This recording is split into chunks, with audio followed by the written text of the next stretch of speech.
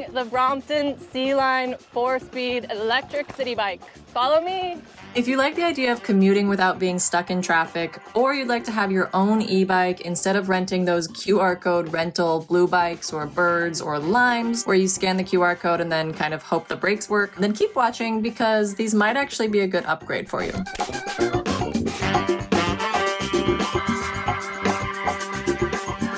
Hi, my name is Ketty. And my name is Emanuele. If you're new to this channel, we run the blog Tilt-em-up about sustainable travel and sustainable living. We're not bike experts, so this isn't going to be a super technical review, but we have spent a lot of time riding e-bikes already in rural Italy, and we've loved them so much that we actually wanted to test these bikes as a sort of city version for our regular day-to-day getting around town. And we decided to make this video because we wanted to show you a behind-the-scenes look at what these bikes are like so that you can see before you actually buy them. Because for a lot of people, e-bikes are a much more realistic replacement for cars than regular bikes for just day-to-day commuting. And that's the kind of really realistic sustainability swap that we love to learn about and share so that you can see if it would actually be a good fit in your life. If you want to see more content like this about sustainable living and about sustainable travel, please make sure to hit subscribe. Now let's get into the review. These collapsible Brompton bikes have been made in London ever since they were designed in 1975. And the design was actually patented a few years later, but I didn't realize how famous these bikes actually are. I had no idea until we started testing these, and every time we ride them, we get comments about them. It's crazy. We get other bikers riding by and saying, "Yay, Brompton, cool." When I'm parked in a parking lot and standing next to my bike, I've had people walk up to me and say, "Oh, you have a Brompton, that's so cool. I've had one for 10 years. Hey, Brompton, cool.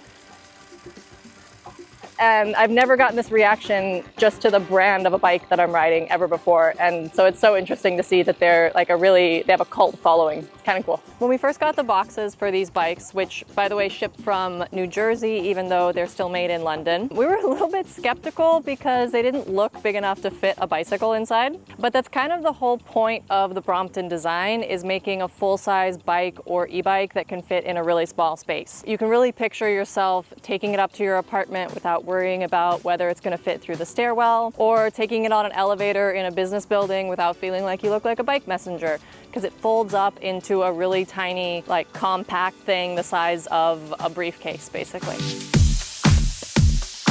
The whole process of folding and unfolding the bike can be a little bit intimidating at first. When I first took it out of the box, I had no idea how to do it. But after practicing with it a few times, you get the hang of it. It's really not that hard, I promise. So I'm going to show you just a quick tutorial on how to unfold the bike from the way it looks when you first take it out of the box. We're also going to do a separate video on how to fold it back up. So we'll link that down below. So make sure and go watch that too. I'm going to lift it so that I can show you. Not too heavy, right? Not bad. The first step, which is unfolding this left-hand pedal, which it's the only pedal that you will see. You reach back here, push a little button, and then you can flip that pedal out. Step 2 is the handlebar. So you just pop it out. You almost like push it down, kind of. Push it down to unpop it, and then lock it into place. Hold the clamp in place and screw it to tighten it down. Next step is going to be your seat. Unclamp the seat, pull it up. You don't know exactly how high yet. You can say it's like roughly where your hip is. Just clamp it wherever. You can adjust it later and then clamp it back in place. Next step is swinging the front wheel back out into place. So you're going to want to kind of rock it back onto these tiny little wheels back here, and then take the front wheel in your hand, lift it, because there's that little hook down there that you have to unhook, and swing it forward. But what you want to make sure that you do is keep the handlebars facing the same direction, because the handlebars don't flip. Tighten this clamp down, and then you're good to go with the front. The next step is flipping the back wheel out from under the rest of the bike. So you lift it from the seat, and then you can reach down and grab this part and just pull it out, and then this is going to snap together like that. And now you basically have a functioning bike. The only thing you don't have is a battery. So you take your battery, which is off, and you slide it into the front so that it clicks, and you'll see that it turns on automatically as soon as you attach it. And there you go. Practice it a couple times and it will get easier, I promise. One other thing I want to show you is a couple things about the battery right now. So the battery is automatically turned on as soon as you attach it to the bike. You have 3 levels of assistance, these 1, 2, 3 right here. And it's the power button that you use to change between the 3 levels. You can also have it off if you want, like this, if there's no light here.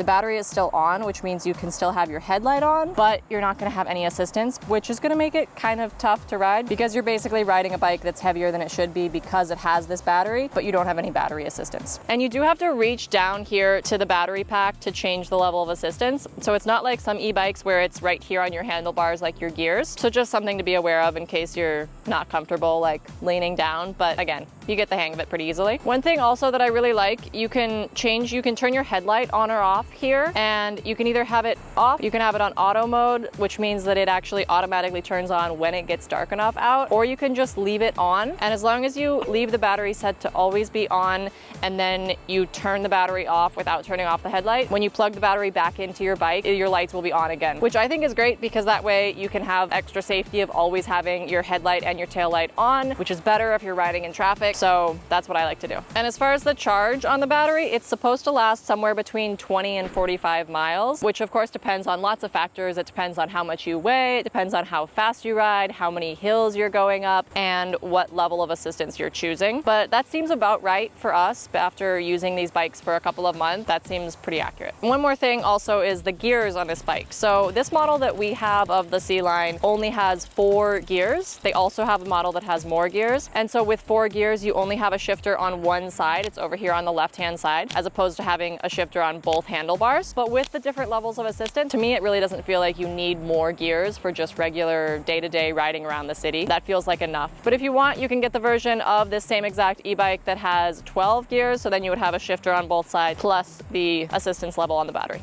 I'm gonna ride off into the sunset. Whee!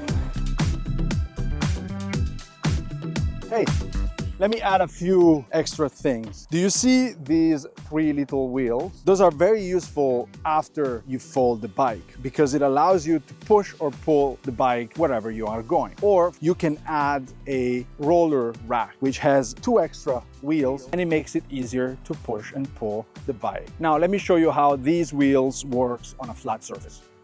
So now the bike is folded and I'm gonna move it over here. And now that it's here, see how it rolls on these wheels. You have 1, 2, 3, and also the front wheel that is bent behind rolls and helps you push and pull the bike. Let me do it again.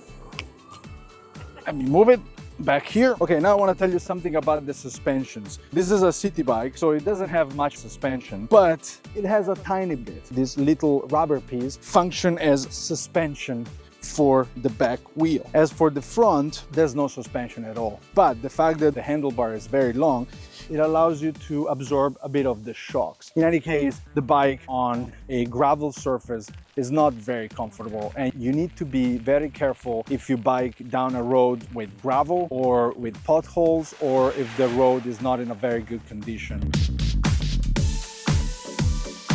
Hey, Kerry, we need to film the conclusion. Let's go. Let's go. Bye, guys. I forgot the battery. I'm coming.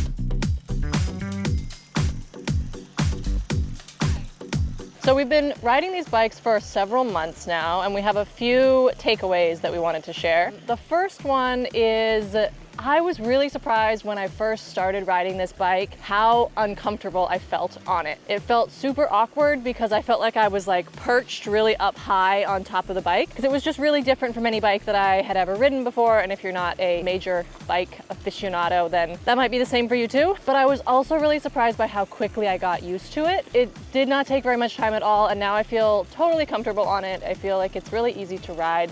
Takeaway number 2 is that these bikes are obviously very high quality. Everything is built really well, everything works really well. There's no basic issues with these, like they're not gonna give you a lot of trouble, which is only confirmed by the number of people that randomly stop us on the street when we're riding these bikes to say that they have a Brompton and they love it too. Feels like you're part of a club, sort of. And there's also a really strong resale market for Bromptons, which is really good to know if you're considering this, because it's, you know, not a small purchase, both online on random shops, and you can go straight to Brompton and buy official refurbished Brompton bikes. The prices are not that much lower than buying a brand new Brompton, which is good to know also, because that way if you buy one of these bikes and then decide that they're actually just not for you for some reason, you can definitely sell it. It's not going to be a problem. Okay, one quick note about the speed of these bikes. It's definitely fast enough, but you'll notice at a certain point that the assistance stops assisting you, And that's because these are class 1 e-bikes, which means they're the kind of bike that it doesn't just go automatically. You have to pedal for it to assist you.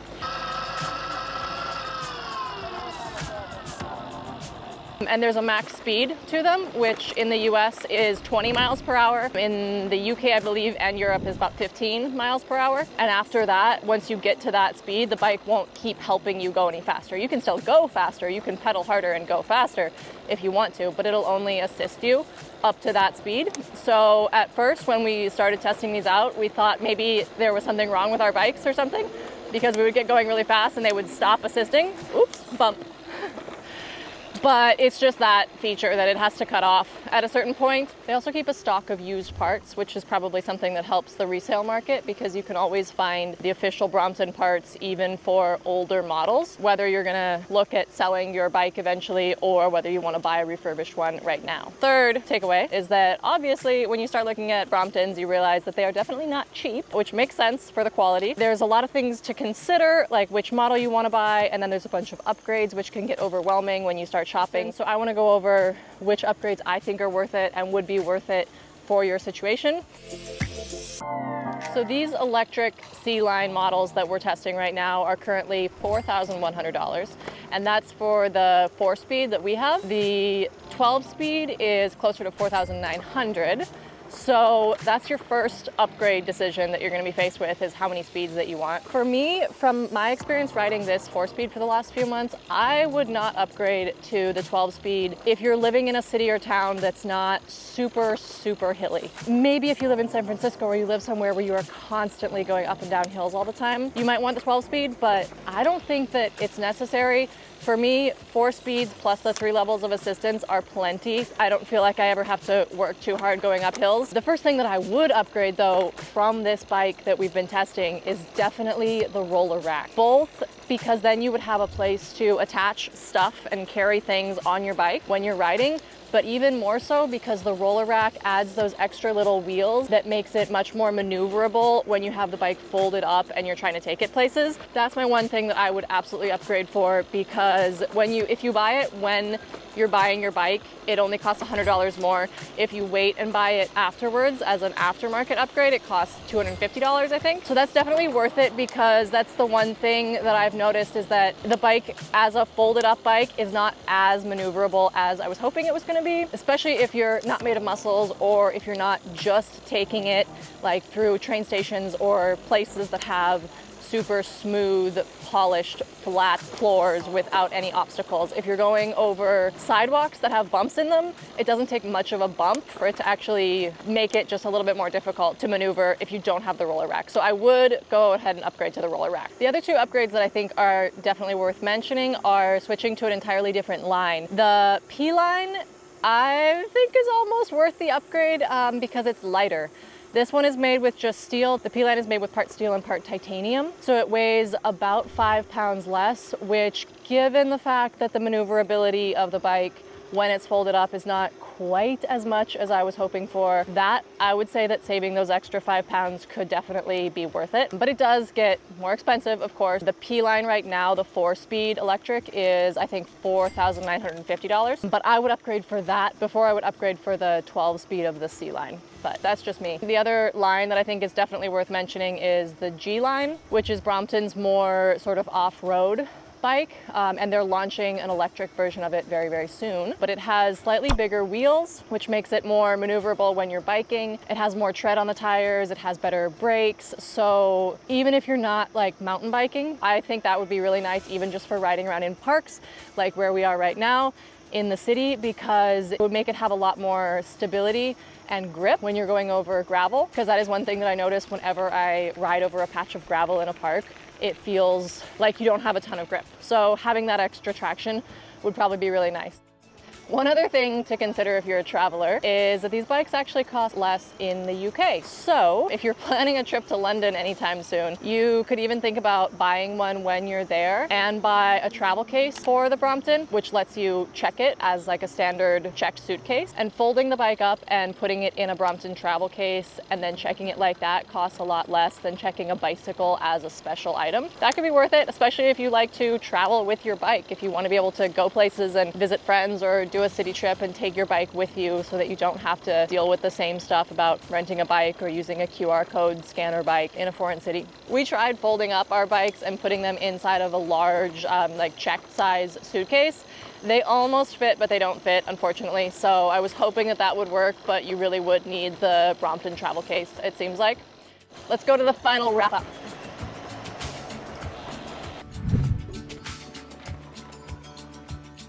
Okay, so my favorite feature of this bike, the reason that I think Bromptons are actually so cool, is the flexibility. It's not just the fact that you can fold them up, it's the fact that you're never stuck. If you get a flat tire, which has happened to me, if it starts raining, or if you just get tired and you don't want to ride a bike anymore, you can fold it up and you can fit it in the back of any cab, any Uber. You can take any public transit, because a lot of public transit, a lot of subways and trains don't allow regular bike, but they do allow folding bikes because it counts just like a piece of luggage that you have with you. You can truly use them to bike places where you wouldn't normally feel comfortable because you might worry that you don't want to bike home after you get there. And that's about it for this. If you watched this far in this video, I want to say thank you for being here and ask you to please subscribe to Tilted Map so that we can keep creating more sustainable travel guides and more high quality, in-depth reviews of products that you're curious about. And on that note, if you have any products that you are interested in, that you think would help people lead more sustainable lives, buy more sustainable things, leave them in the comments below. I'd love to hear what you want to hear more about so that we can keep creating content that's helpful for you.